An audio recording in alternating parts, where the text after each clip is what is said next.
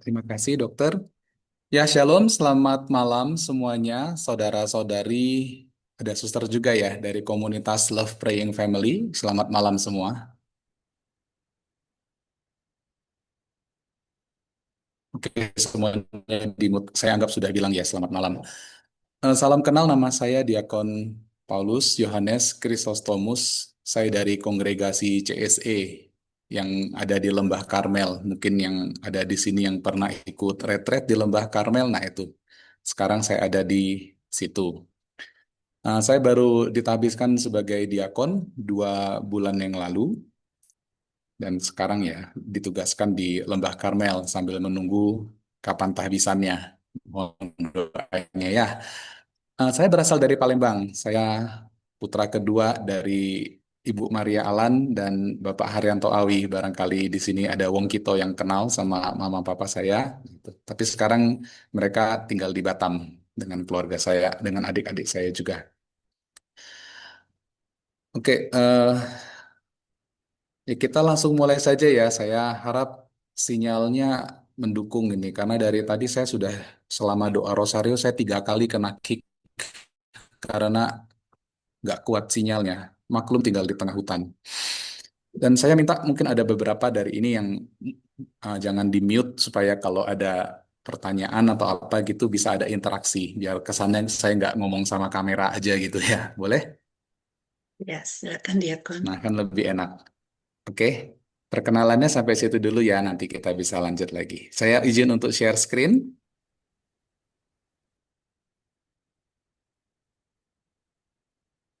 Sudah bisa lihat semuanya? Sudah, Diakon. Sudah.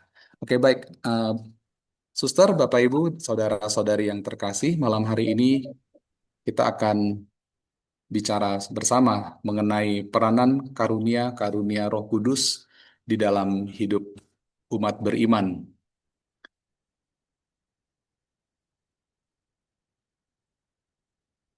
Menurut saya tema ini penting sekali karena ya Roh Kudus itu sesungguhnya sangat penting dalam kehidupan kita sebagai orang Kristiani, ya sebagai sebagai gereja Allah. Dikatakan oleh Santo Agustinus bahwa Roh Kudus itu adalah jiwa penggerak atau bahasa Latinnya anima dari gereja. Maka tanpa Roh Kudus sebetulnya tidak akan ada gereja. Sebagaimana halnya tubuh tanpa jiwa adalah mati. Ya, kalau tubuh kita kehilangan jiwanya ya kita jadi mayat. Ya, ini yang dikatakan oleh Santo Agustinus. What the soul is to the human body, the Holy Spirit is to the body of Christ, which is the church. Jadi gereja itu ada karena Roh Kudus. Dari sini kita bisa memahami mengapa dalam Kisah Para Rasul 1 ayat 4 sampai 5 Yesus memberi instruksi kepada para rasul, ya Yesus yang sudah bangkit, memberikan instruksi kepada para rasul untuk menunggu di Yerusalem sampai Roh Kudus yang dijanjikan itu datang dan menaungi mereka semua. Baru mereka bisa mewartakan Injil kemana-mana. Baru gereja itu punya jiwanya untuk bisa menginjil, untuk bisa bersaksi tentang Yesus. Maka sebelum ada Roh Kudus, para rasul itu ya dalam tanda petik ya hanya mengandalkan kekuasaan manusiawi saja mereka tidak akan bisa mewartakan Yesus ya tidak akan bisa melahirkan gereja. Nah, sekarang kita lihat sebetulnya Roh Kudus itu siapa sih? Ya banyak yang pandangan keliru yang menganggap Roh Kudus itu suatu kekuatan kekuatan yang abstrak ya. Eh, atau mungkin kalau di sini ada yang fans dengan saganya Star Wars, yaitu ada The Force, ada kekuatan yang nggak kelihatan, yang bisa kita manipulasi, yang bisa kita pakai. Mungkin Chi Reiki itu seperti itu juga, menganggap ada suatu kekuatan yang tidak kelihatan di dunia ini, yang yang bisa kita tap kekuatan itu lalu kita manipulasi sesuai dengan keinginan kita. Bukan, Roh Kudus itu bukan suatu kekuatan, ya, bukan suatu objek, melainkan sebuah pribadi. Dia adalah pribadi ketiga dari Allah Tritunggal Maha Kudus. Pribadi ini yang senantiasa tinggal dan bekerja di dalam diri kita sebagai tuan rumah sebetulnya yang menghuni dan menguduskan tubuh kita sebagai bait Allah yang hidup. Bisa dilihat dalam 1 Korintus itu ya. Nah, dan sebagai tuan rumah yang tinggal di dalam hati kita yang sudah kita terima ketika kita dibaptis, Roh Kudus itulah yang memberikan segala rahmat dan karunia yang menguduskan kita, mengubah kita itu menjadi anak-anak Allah, memberikan kehidupan rohani kepada kita. Maka bapak-bapak gereja dan para paus kerap menyebut dalam dokumen-dokumen gereja bahwa Roh Kudus itu adalah life giver, pemberi hidup, ya, kehidupan kehidupan rohani, kehidupan kekal. Tanpa Roh Kudus kita pasti mati, ya, mati secara rohani.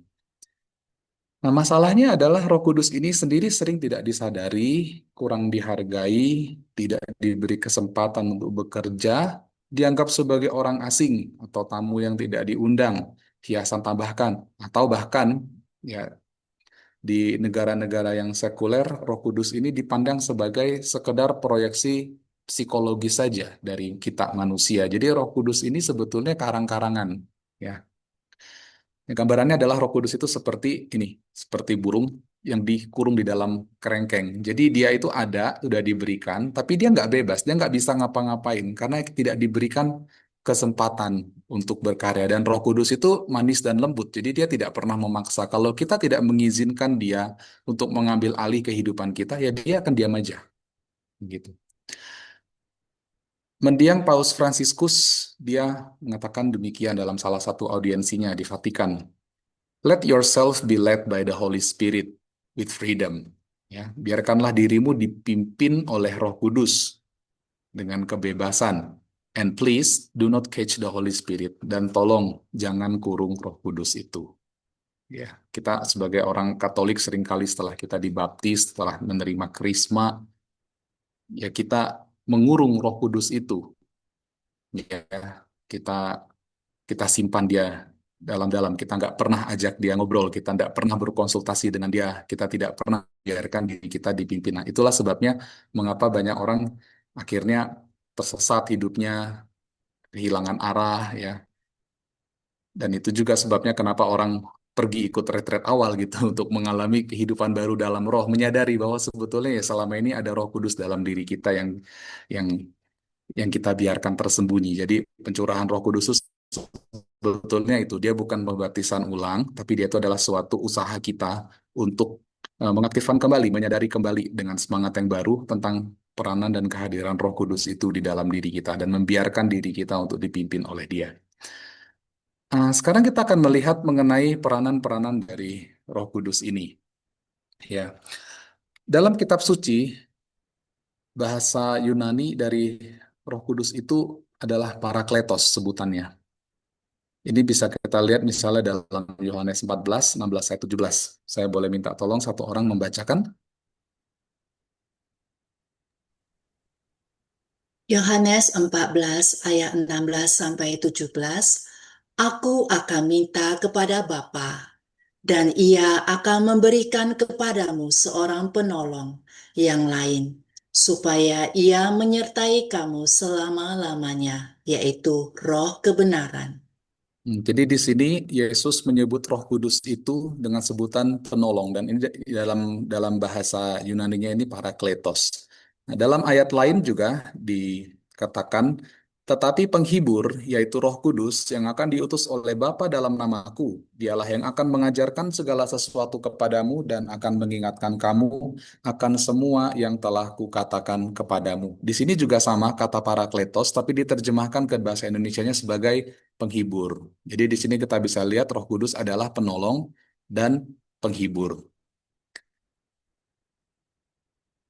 Di Injil Yohanes yang sama di bab berikutnya Yesus mengatakan juga seperti ini, jikalau penghibur yang akan kuutus dari Bapa datang, yaitu Roh kebenaran yang keluar dari Bapa, ia akan bersaksi dengan aku. Di sini Parakletos sekali lagi merujuk pada penghibur. Dan sebutan yang sama juga kita temukan dalam Yohanes 16 ayat 7. Ya, sebab jikalau aku tidak pergi, penghibur tidak akan datang kepadamu. Tetapi jikalau aku pergi, aku akan mengutus dia kepadamu. Nah, dari sebutan Parakletos inilah gereja menafsirkan peranan Roh Kudus sebagai tiga ini. Yang pertama, hmm, yang pertama adalah penasihat atau counselor. Ya. Penasihat adalah seorang yang dipanggil untuk memberi nasihat atau panduan. Ya, maka di sini Roh Kudus memberikan kepada kita hikmat dan arah dalam pengambilan keputusan. Ya, jadi kita minta nasihat kepada Roh Kudus. Kedua, dia sebagai pembela atau advokat. Advokat itu adalah seorang yang dipanggil untuk mendampingi kita di pengadilan, yang menjadi pembela kasus kita, ya, atau menjadi saksi bagi kita di hadapan penuduh, di hadapan hakim. Nah, di sini Roh Kudus dia yang membela kita dari tuduhan-tuduhan iblis dan memberikan kepada kita kesaksian tentang Kristus. Dan peran yang ketiga adalah penolong, helper, atau penghibur tadi, converter. Itu adalah seorang yang dipanggil untuk berdiri di samping atau memberikan dukungan. Ya. Nah, di sini Roh Kudus menguatkan dan menghibur orang yang percaya di tengah penderitaan. Nah, bagaimana Roh Kudus menjalankan perannya sebagai penasehat, pembela, dan penolong ini, yaitu lewat karunia-karunia Roh Kudus. Karunia-karunia Roh Kudus itu adalah bantuan ilahi. Kalau bisa saya katakan, usaha manusia dilengkapi dengan karunia-karunia Roh Kudus, ini akan menghasilkan kekudusan atau buah-buah roh. Ya, buah-buah roh itu ya dalam Galatia 5:22 sampai 23. Pasti sudah hafal ya, kasih, sukacita, damai, kesabaran, kemurahan, kebaikan, kesetiaan, dan lain-lain. Kekudusan itu tidak mungkin murni hanya dari usaha kita manusia. Ya, kita manusia yang sudah berdosa, yang punya kecenderungan untuk berdosa, dari usaha kita sendiri tanpa rahmat, tanpa karunia Allah, kita pasti hanya bisa hanya akan jatuh terus dalam dosa. Maka kita membutuhkan karunia Roh Kudus ini. Demikian pula halnya dengan memupuk kebajikan.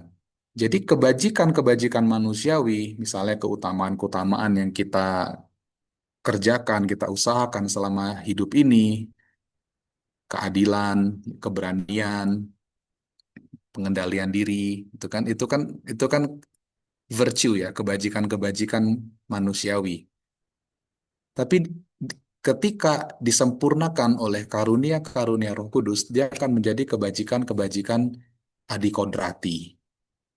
Ya, kalau seandainya kebajikan manusiawi, ini agama-agama lain juga ada. Ya, kita bisa belajar untuk penyangkalan diri gitu kan, untuk murah hati, berderma gitu ya, untuk berlaku adil, jujur, itu semua diajarkan itu. Tetapi kita dipanggil sebagai orang Kristen, kita dipanggil bukan hanya sekedar menjadi orang yang baik, orang yang berkebajikan, yang hidupnya baik di dunia ini. Tidak, tapi kita dipanggil untuk menjadi seorang kudus, menjadi seorang santo, menjadi seorang santa. Dan untuk itulah sebetulnya kita sangat memerlukan karunia Roh Kudus ini, sehingga kebajikan kita diangkat menjadi suatu kebajikan adikodrati yang bernilai kekal. Sebagai contohlah kebajikan keberanian, ya. Ketika dilengkapi, disempurnakan dengan karunia Roh Kudus, itu menjadi suatu keberanian yang sifatnya adikodrati, yang melampaui kekuatan manusia biasa. Sebagai contoh, hari ini kita merayakan pesta para martir di Vietnam. Orang bisa berani untuk mati demi imannya, ya daripada mereka disuruh menginjak salib, mereka lebih memilih mati. Nah, itu adalah suatu keberanian yang luar biasa sebetulnya, yang melampaui logika berpikir manusia biasa. Ya, itu salah satu contoh. Nanti kita akan lihat dalam pembahasan karunia-karunia secara lebih spesifik satu persatu. Jadi inilah di sini ada Gio dari Santo Thomas Aquinas yang mengatakan bahwa rahmat itu menyempurnakan kodrat. Rahmat itu tidak lain adalah karunia-karunia Roh Kudus ini. Rahmat tidak menghancurkan kodrat kita, tidak menghancurkan kemanusiaan kita, tetapi dia mengangkat. mengangkat kita, menyempurnakan kita, mengelevasinya sehingga menjadi sesuatu yang sifatnya adikodrati. Oke. Nah, ada dua macam karunia Roh Kudus ini. Yang pertama itu sabta karunia yang kita bisa lihat dalam Yesaya 11 ayat 2 ayat sampai 3, yaitu takut akan Allah, nasihat, kesalehan, keperkasaan, pengetahuan, pengenalan, dan kebijaksanaan. Karunia yang lain itu adalah karisma-karisma Roh Kudus. Ya, itu dalam 1 Korintus 12 dan juga ada ayat-ayat yang lain ini seperti bahasa roh, penafsirannya, pembedaan roh, nubuat, mukjizat, penyembuhan, pengajaran dan lain-lain. Jumlahnya tidak dibatasi, betulnya. Nah, bedanya apa? Sabta karunia itu istilah istilah teknisnya adalah gratia gratum faciens, sedangkan karisma itu gratia gratis data. Karunia Roh Kudus, Sabta karunia itu adalah karunia yang membuat penerimanya berkenan kepada Allah atau membuat kita menjadi kudus. Sedangkan karisma-karisma itu adalah karunia yang diberikan secara cuma-cuma tapi untuk kepentingan pelayanan, jadi untuk orang lain. Ya. Tujuan utama dari Sabta Karunia adalah pengudusan diri pribadi untuk menyempurnakan kebajikan, tadi saya katakan rahmat menyempurnakan kodrat, dan membuat jiwa peka terhadap bimbingan-bimbingan Roh Kudus. Nah, sedangkan karisma itu diberikan untuk pembangunan tubuh Kristus atau gereja, untuk pelayanan, pengajaran, dan peneguhan iman jemaat. Intinya dia adalah sarana pelayanan, sarana untuk evangelisasi, mewartakan Injil. Ya. Sabta karunia penerimanya adalah kita semua, semua umat beriman yang sudah dibaptis, ya, lalu dikuatkan lagi dalam sakramen Krisma. Sedangkan karisma Roh Kudus itu diberikan untuk individu tertentu, diberikan secara khusus sesuai dengan kehendak Roh Kudus kepada tiap-tiap orang secara khusus, sesuai dengan kebijaksanaannya. Jadi ada orang tertentu yang diberikan karunia untuk bisa menyembuhkan, ada yang diberikan untuk karunia untuk bisa bernubuat, untuk berbahasa roh, untuk menafsirkan, untuk melakukan mukjizat, iman, untuk pengajaran dengan penuh wibawa, yaitu tergantung suka-suka Roh Kudus. Dia bisa berikan kepada siapa saja sesuai dengan kehendaknya di waktu yang dikehendakinya untuk tujuan yang memang sudah ditentukan. Lalu Sabta Karunia ini sifatnya mendasar. Jadi ini lebih hakiki, ya. Tujuannya adalah untuk kekudusan kita. Jadi untuk kehidupan rohani kita, sifatnya internal.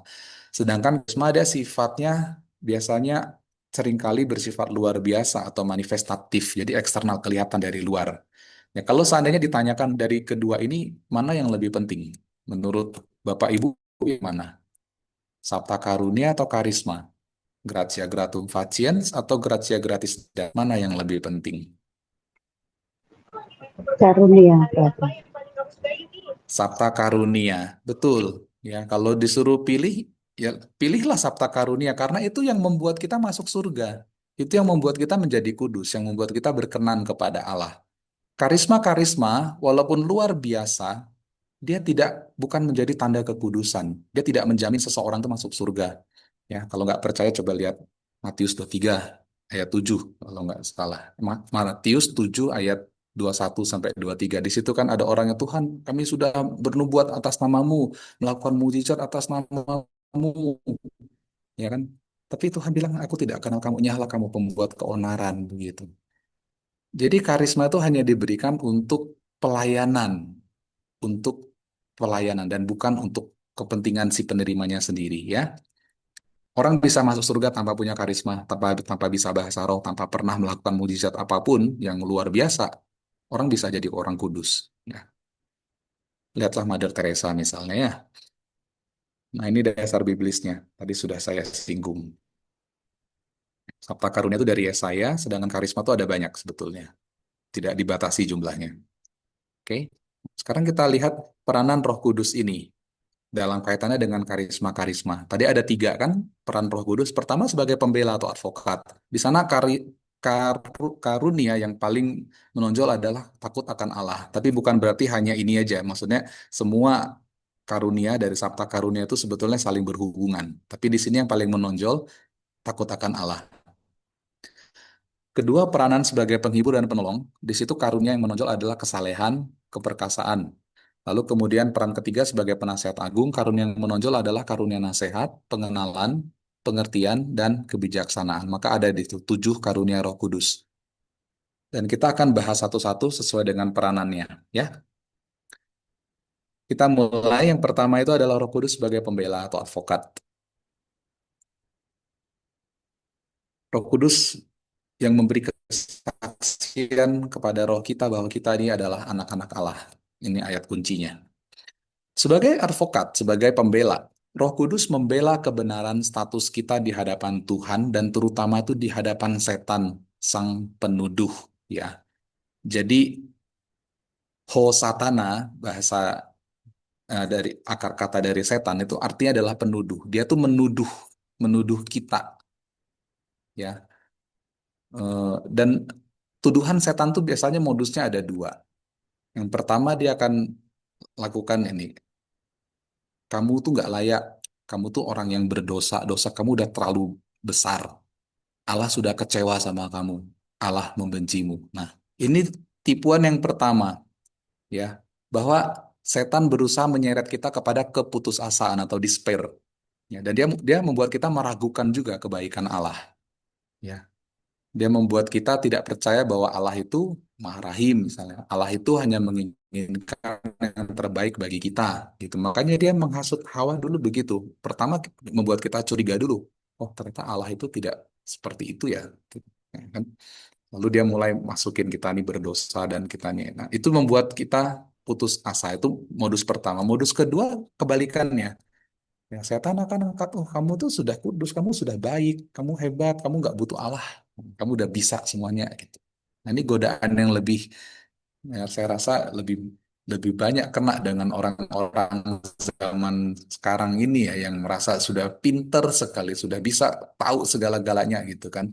Akhirnya menolak Allah, membuang Allah, yaitu di negara-negara maju banyak sekali. Ini tipuan kedua, godaan kedua yang mengarahkan kita kepada proud, kesombongan. Nah, sebagai roh kebenaran, Roh Kudus itu membela kita dari tipuan-tipuan ini. Ya, jadi ketika dikatakan kamu tidak layak, kamu tuh berdosa, Roh Kudus menyadarkan kita bahwa meskipun kita berdosa, tapi Allah tetap mengasihi kita. Allah tetap menerima kita karena kita ini anaknya. Jadi kita tidak putus asa, kita percaya pada kerahiman Allah. Kita bukan percaya pada kebaikan kita percaya pada kebaikan Allah. Nah, di hadapan tipuan yang kedua, kamu udah baik, kamu nggak butuh Allah, kamu hebat. Roh Kudus menyadarkan bahwa kita ini orang lemah, orang berdosa. Di hadapan Allah, ya kita ini seperti seorang anak yang semuanya bergantung pada Dia. Semuanya yang kita miliki berasal dari Allah. Jadi Roh Kudus, sang kebenaran itu membela kita. Ya. Jadi Santa Katarina dari Siena, dia mengatakan bahwa orang yang hidup dalam kebenaran ini, memandang diri kita dan memandang Allah dengan kebenaran sebagaimana mestinya, orang ini nggak bisa digoda sama iblis. Mengapa? Ketika dipuji, dia tidak sombong. Dia tahu bahwa semua yang dia dapatkan itu adalah berkat dari Allah. Tapi ketika dia dituduh, dia dihina, dia juga tidak putus asa, dia juga tidak kecewa, dia tidak ngambek, karena dia percaya pada kerahiman Allah. Jadi orang yang seperti ini dia seperti punya pedang bermata dua, dia bisa melawan setiap tipuan dari iblis. Ya. Nah di sini karunia yang bekerja secara dominan adalah karunia takut akan Allah atau fear of God.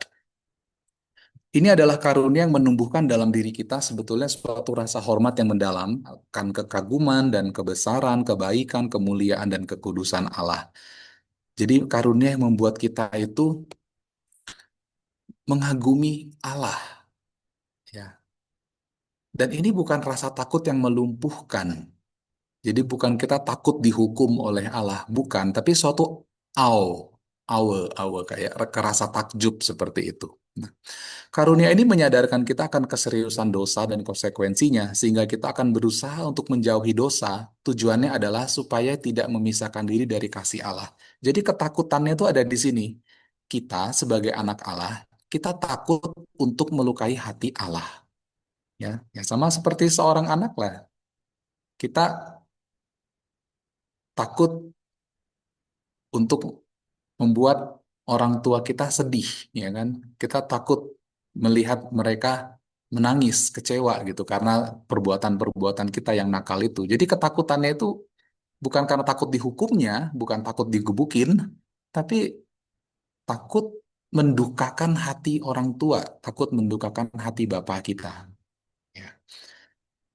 Nah, dan karunia ini membantu kita untuk mengatasi godaan-godaan iblis yang berusaha menipu dan menyeret kita kepada dosa dan keputusasaan. Saya sudah bahas tadi ya. Contohnya apa? Ya, Roh Kudus memberikan dorongan untuk menjauhi kesempatan-kesempatan untuk berdosa, bahkan dosa-dosa yang kecil sekalipun, gosip lah, bohong lah, nonton-nonton konten yang nggak berguna, ya. Walaupun nggak ada yang lihat, walaupun nggak ada yang tahu, tapi kita tetap tetap sadar bahwa ini dosa. Saya bisa korupsi, saya bisa nyontek sekarang, nggak ada yang lihat, nggak ada yang tahu. Tapi karena saya takut akan Allah, saya tidak lakukan itu karena saya tahu hal ini mendukakan hati Allah, begitu. Ya, ini adalah kerjanya karunia takut akan Allah ini.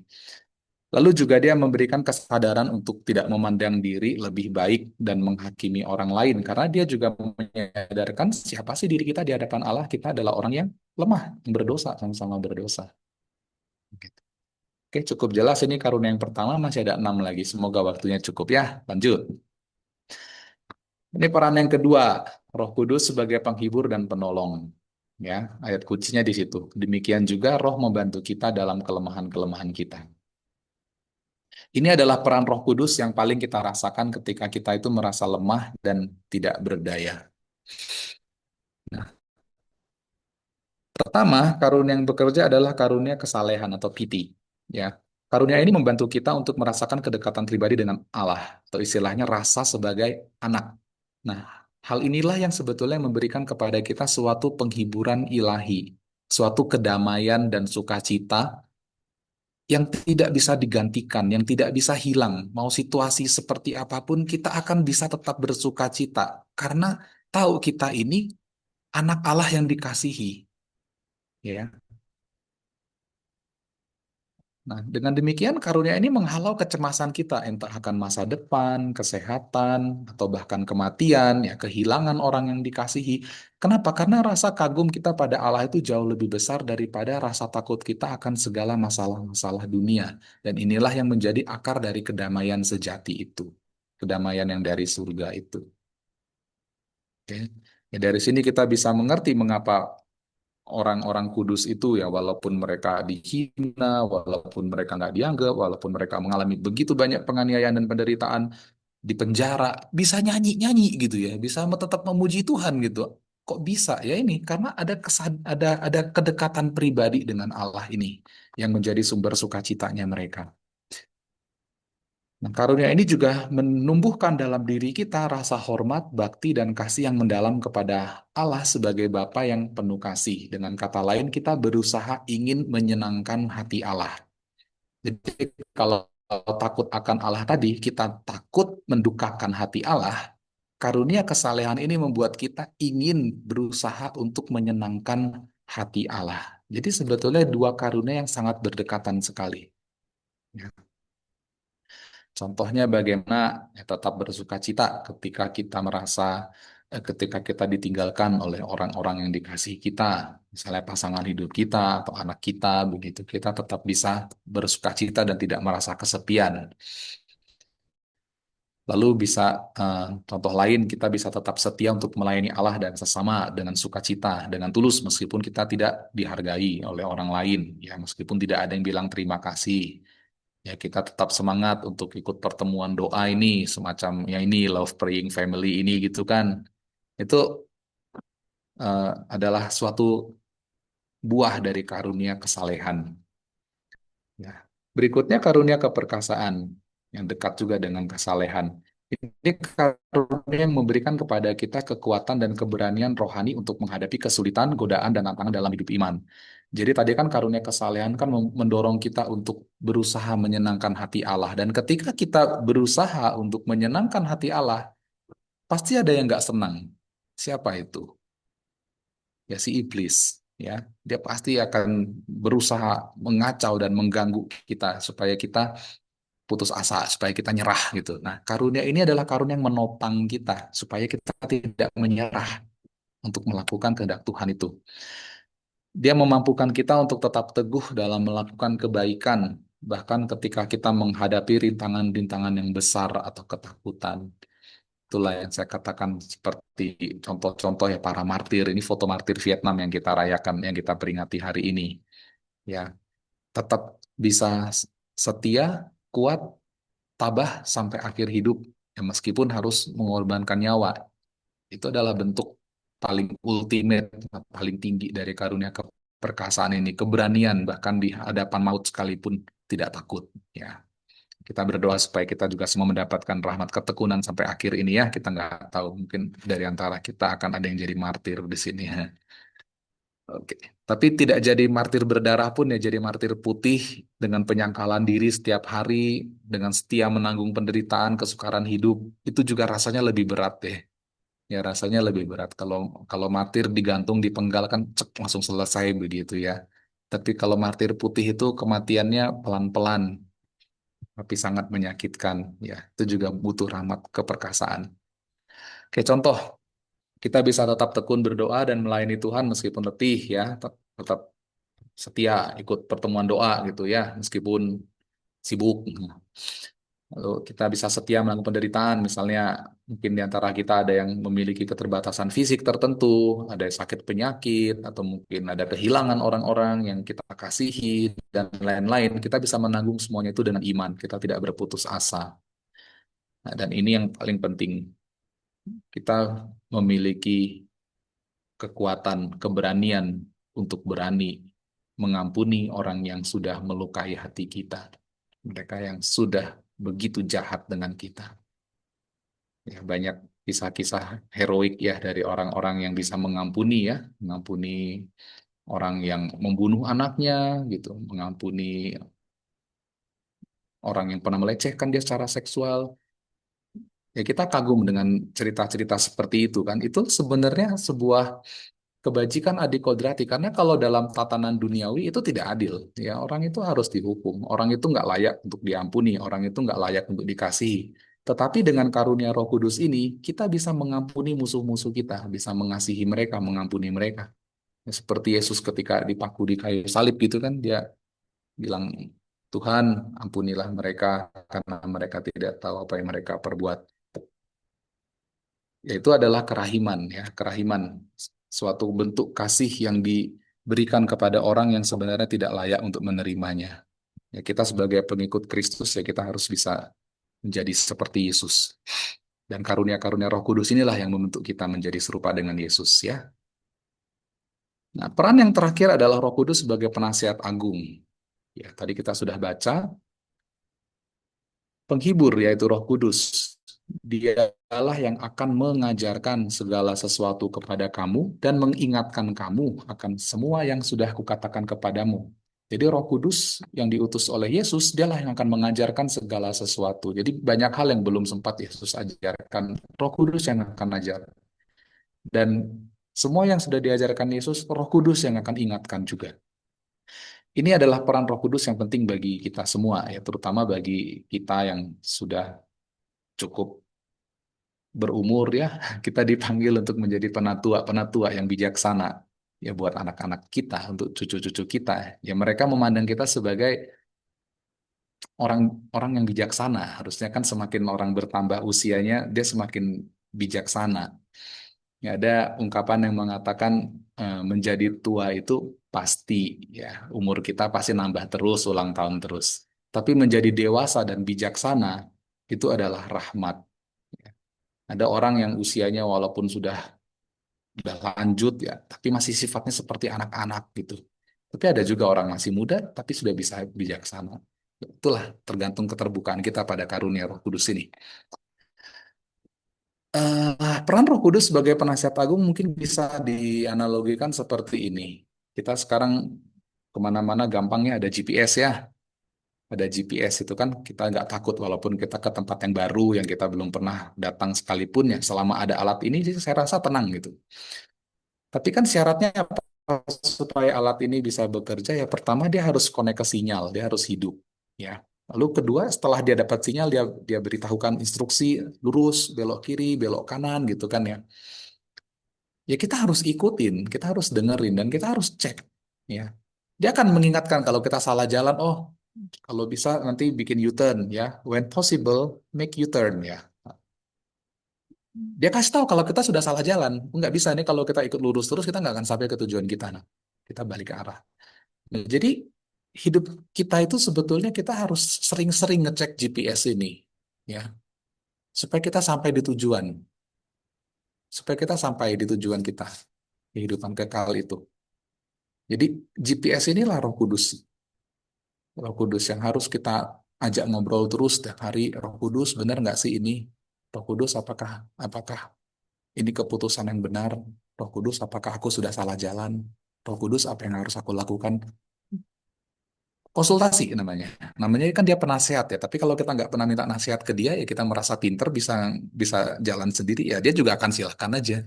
Kan GPS kan nggak pernah gerakin setir mobil, tetap kita yang gerakin setirannya kan. Nah, jadi karunia ini ada tiga karunia yang semuanya itu bekerja di intelek kita. Yang pertama adalah nasihat atau counsel. Ini karunia yang memampukan kita untuk membuat pilihan yang tepat dalam situasi-situasi konkret, terutama ketika kita diharapkan oleh dilema-dilema moral. Yang satu dua pilihan yang baik biasanya. Makanya ada pembedaan roh ya untuk membedakan apakah ini suara Tuhan, suara diri sendiri atau suara setan. Itu di sini ada retretnya untuk mengenal kehendak Allah itu. Lalu karunia ini juga membantu kita untuk menerjemahkan kebenaran-kebenaran iman ke dalam konteks kehidupan sehari-hari yang konkret, sehingga kita bisa mengambil jalan yang paling benar dan yang paling sesuai dengan kehendak Allah. Ini disebut juga sebagai kebijaksanaan praktis atau prudence. Ya, jadi kita mengambil keputusan itu berdasarkan kebenaran iman. Tapi kan kebenaran iman itu kan perlu ditafsirkan, perlu diterjemahkan supaya bisa ngerti. Itulah misalnya ajaran sosial gereja tentang bagaimana kita mengatur kekayaan begitu. Itu kan perlu kebijaksanaan praktis, ya. Tidak tertulis secara rinci dalam kitab suci, tapi ya direfleksikan direfleksikan oleh gereja sehingga akhirnya menjadi suatu ajaran sosial. Itu salah satu contohnya. Tapi dalam konteks kehidupan pribadi juga ya ini juga penting banget, ini juga berlaku ya. Nah, contohnya apa? Kita bisa mengambil keputusan yang tepat misalnya tentang warisan, pindah rumah, lalu bagaimana cara kita membantu orang yang sedang kesulitan dan lain-lain ya. Jadi kita tahu kita mau mengasihi, tapi caranya gimana ya Tuhan? Nah, ditunjukkan caranya yang benar gitu, yang tidak menyinggung perasaan dia ya, yang yang yang, yang menyenangkan semua orang itulah. Lalu misalnya juga ada dorongan untuk mendoakan, menelpon atau mengunjungi seseorang kan kadang-kadang kita lagi gabut ya, tiba-tiba ada dorongan, oh kayaknya saya mau telepon ini ya, ternyata bener dia lagi ada masalah gitu kan. Nah itu adalah karunia nasihat yang mendorong kita, menggerakkan kita ya untuk melakukan sesuatu atau tidak melakukan sesuatu.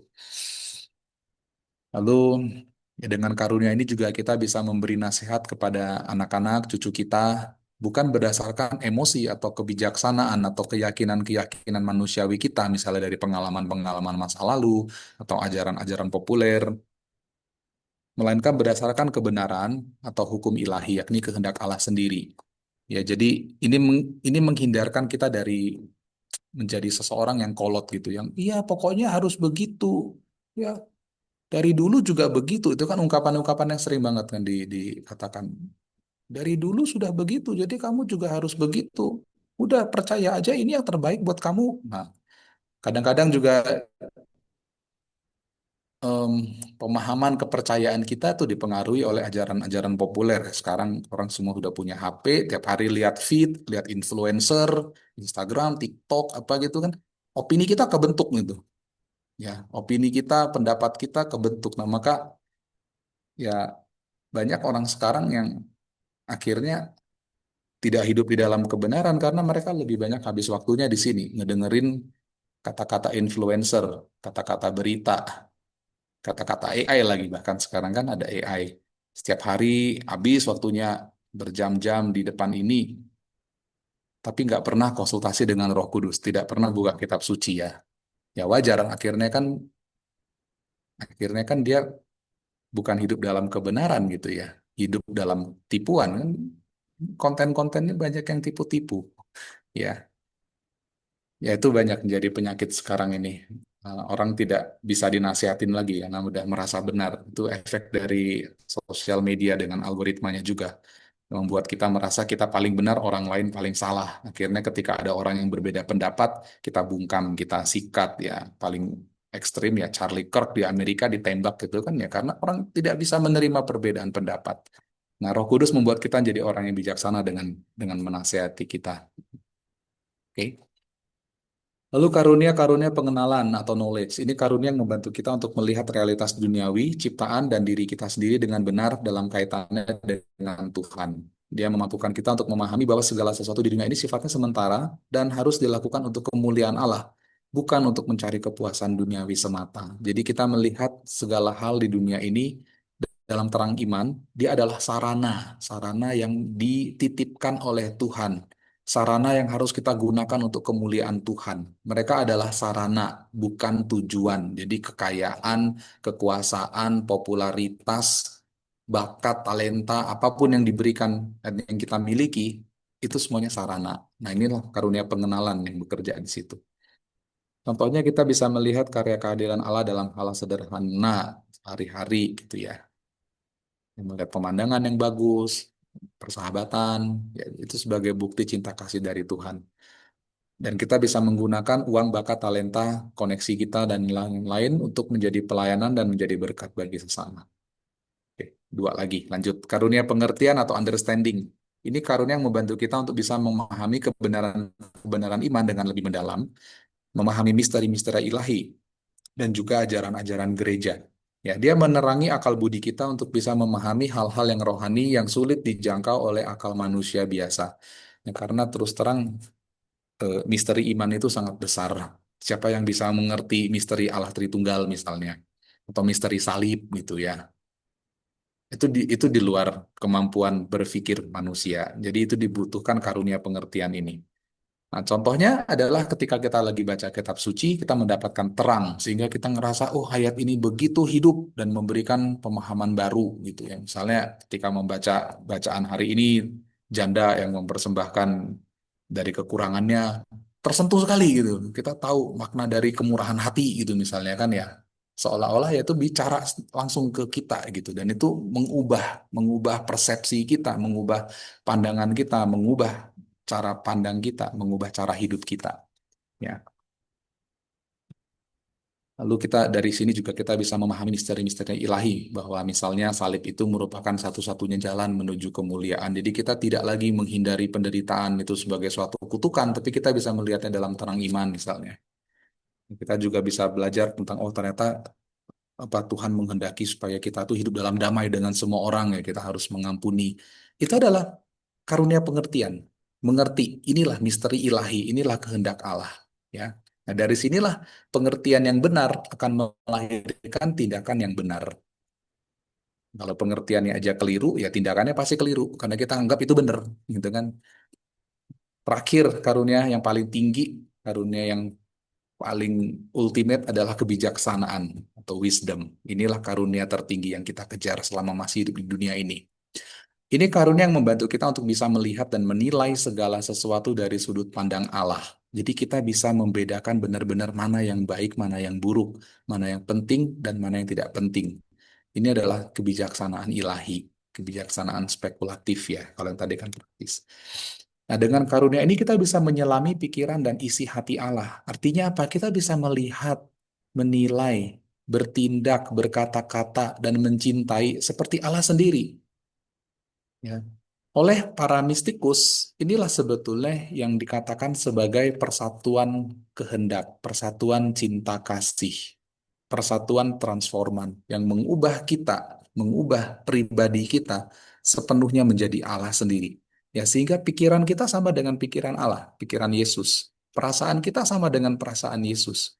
Maka kata-kata kita, tindakan kita itu semua sama dengan kata-kata dan tindakan Yesus. Maka kita udah jadi kudus. Definisi dari kekudusan itu, ya. Santo Santa itu adalah mereka yang sudah menjadi Yesus yang lain. Nah, contohnya di sini ya kita menyadari kesia-siaan harta, jabatan, popularitas, dan lain-lain. Dan sekaligus kita bisa menyadari betapa berharganya kebajikan-kebajikan itu. dalam kehidupan kita, terutama iman, harapan, dan cita kasih. Contoh lagi, kita bisa melihat penyakit itu bukan sebagai kutukan, melainkan suatu bentuk pemurnian dan kesempatan bagi kita untuk bisa ikut ambil bagian dalam karya keselamatan Tuhan. Kita menyatukan penyakit penderitaan kita itu dengan penderitaan Kristus di salib demi keselamatan kita dan keselamatan jiwa-jiwa. Ya, saya rasa bagus sekali tadi kita di awal sudah berdoa untuk jiwa-jiwa di api penyucian. Kita berdoa bagi mereka yang kita kenal, yang kita cintai, maupun yang kita tidak kenal. Itu adalah suatu bentuk kasih gitu kan ya. Karena mereka di api penyucian mereka udah nggak bisa balas kita apa-apa lagi. Ya, tapi kita ingin mempersembahkan korban, mempersembahkan waktu, doa-doa kita untuk menolong orang lain. Itu adalah buah juga sebetulnya dari kebijaksanaan. Kita lakukan ini ya dalam persatuan dengan penderitaan Kristus di salib yang menebus kita semua. Oke, jadi sudah 7 karunia Roh Kudus. Jadi ini sudah kita bahas tadi, peranan Roh Kudus sebagai pembela, penghibur, dan penasehat yang dimanifestasikan dalam bentuk sabta karunia Roh Kudus. Ya. Simpulan, peranan Roh Kudus sebagai penghibur, penolong, penasihat, dan pembela dalam hidup umat beriman dimanifestasikan secara khusus dalam rupa sabta karunia Roh Kudus tadi. Dan masing-masing karunia memiliki fokus dan fungsinya yang unik, yang berbeda. Tetapi semuanya itu saling terkait, saling bekerja sama untuk menyempurnakan kita, memampukan kita untuk hidup dalam kekudusan, dan akhirnya menuntun kita menuju persatuan dengan Allah, alias menjadi kudus itu sendiri, ya, menjadi masuk surga itu seperti itu. Tapi syaratnya adalah ya kita semua harus membiarkan diri kita untuk dipimpin, dinasehati, digerakkan oleh Roh Kudus, oleh Roh Allah ini. Seperti yang dikatakan oleh Rasul Paulus pada jemaat di Roma, semua orang yang dipimpin oleh Roh Allah adalah anak Allah. Dipimpin ini juga bisa diterjemahkan dengan digerakkan oleh Roh Allah. Jadi kita menjadikan Roh Kudus itu sebagai penggerak utama kehidupan kita, sebagai penasehat, sebagai penolong, sebagai penghibur. Ya, kita menjadikan Roh Kudus itu sebagai jiwa, daya jiwa yang mengendalikan seluruh kehidupan kita, yang mempengaruhi keputusan kita, yang meresapi kehendak kita untuk senantiasa mencintai Allah dan sesama. Itulah namanya hidup di dalam Roh. Ya, menjadikan Roh Kudus sebagai pusat hidup kita yang mengatur seluruh hidup kita itu. Jadi membiarkan hidup kita dipimpin dan digerakkan oleh Roh Kudus. Maka dengan demikian barulah kita ini layak disebut sebagai anak-anak Allah yang sejati. Baik, Suster, Bapak, Ibu, dan saudara-saudari yang terkasih, mari kita tutup sesi ini dengan bersama-sama berdoa mohon 7 karunia Roh Kudus. Saya rasa sudah pernah mendoakan ini kan ya ketika pada novena Pentakosta atau apa, tapi saya rasa ya baik kalau malam hari ini sesuai dengan tema pengajaran ini kita berdoa bersama mohon 7 karunia Roh Kudus. Bisa satu orang memimpin.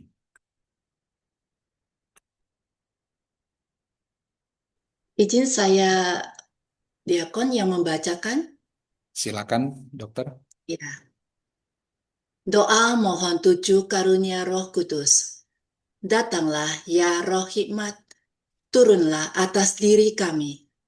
Ajarlah kami menjadi orang bijak, terutama agar kami dapat menghargai, mencintai dan mengutamakan cita-cita surgawi. Dan semoga kami Kau lepaskan dari belenggu dosa dunia ini.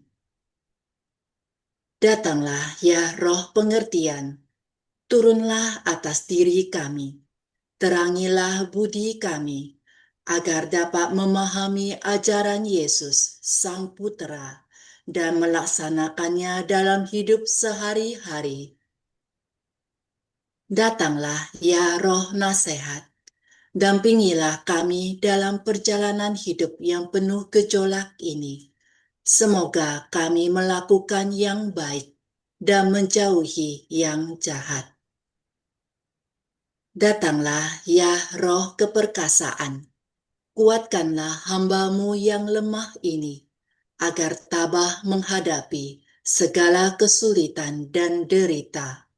Semoga kami Kau kuatkan, dengan memegang tangan-Mu yang senantiasa menuntun kami. Datanglah ya Roh pengenalan, ajarlah kami mengetahui bahwa semua yang ada di dunia ini sifatnya sementara saja. Bimbinglah kami agar tidak terbuai oleh kemegahan dunia. Bimbinglah kami agar dapat menggunakan hal-hal duniawi untuk kemuliaan-Mu. Datanglah ya Roh kesalehan, bimbinglah kami untuk terus berbakti kepadamu. Ajarilah kami menjadi orang yang tahu berterima kasih atas segala kebaikan-Mu dan berani menjadi teladan kesalehan bagi orang-orang di sekitar kami. Datanglah ya Roh takut akan Allah, ajarlah kami untuk takut dan tunduk kepadamu, dan dimanapun kami berada, tegakkanlah kami agar selalu berusaha melakukan hal-hal yang berkenan kepadamu. Amin. Amin. Baik, sekian dari saya. Terima kasih. Saya kembalikan kepada moderator.